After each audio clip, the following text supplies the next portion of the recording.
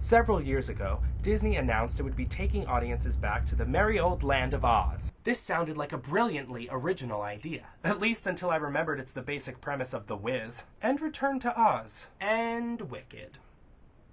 Of course, Oz was first adapted from L. Frank Baum's brain by MGM Studios in the late 1930s. The film's production process was just as epic as Dorothy's original adventure. This is because the creation of Oz required an expansive team of brilliant craftsmen and women skilled in a wide variety of disciplines. Yet despite all the resources and manpower it took to create the original Wizard of Oz, the movie is a classic because of traits that money can't buy. Traits that the great and powerful Oz couldn't pretend it had even with all the magic of Glinda's public transportation bubble. In other words, I keep wondering what this movie might have been like if it only had a brain, or a heart, or courage.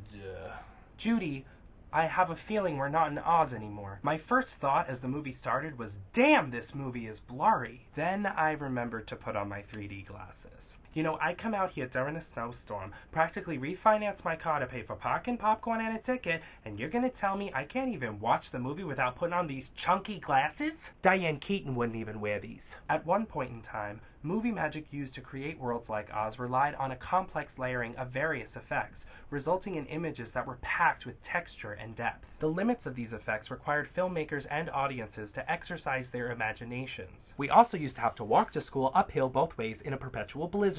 This, of course, was before computers made us all fat, stupid, and lazy. Nowadays, multi-layered techniques have given way to the wonders of modern movie technology, which is made up of 3 dimensions: CGI, CGI, and CGI. So instead of transported to a magical world, we're trapped in a video game. The effect is a little less come with me to the Emerald City and a little more oh. Don't get me wrong, there are gorgeous visual effects in this movie. But just because we have the ability to digitally render the inside of a flying monkey's mouth doesn't mean it's necessary to tell the story. In other words, you can only spoon-feed someone so much before they puke on your ruby slippers. And while CGI is cost-effective for producers, the downside is you end up with an Oz that looks like what you paid for it. Cheap.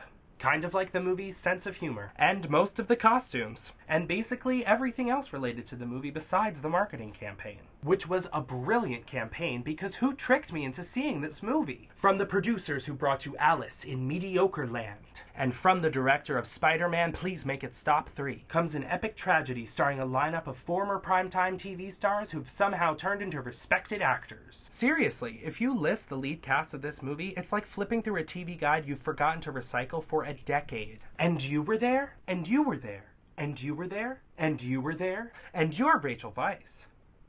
She can stay. Actually, I'd be okay with everyone staying if I could somehow just burn a hole through each frame that forces us to watch James Franco act. While Judy Garland's Dorothy walked through Oz with a wide-eyed sense of wonder, James Franco's wizard traipses around like he's looking for his medicinal marijuana card, which seems unnecessary considering he's clearly already stoned. By the end of the movie, the wizard realizes technology is on his side. This is ironic considering that technology swallowed this story whole. Meanwhile, commercials for this movie only get louder. The must-see movie event of the year. I'm convinced that anyone who says this must have trouble counting to 12. But you don't have to listen to me, even if I did play the mayor of Munchkinland in the 5th grade.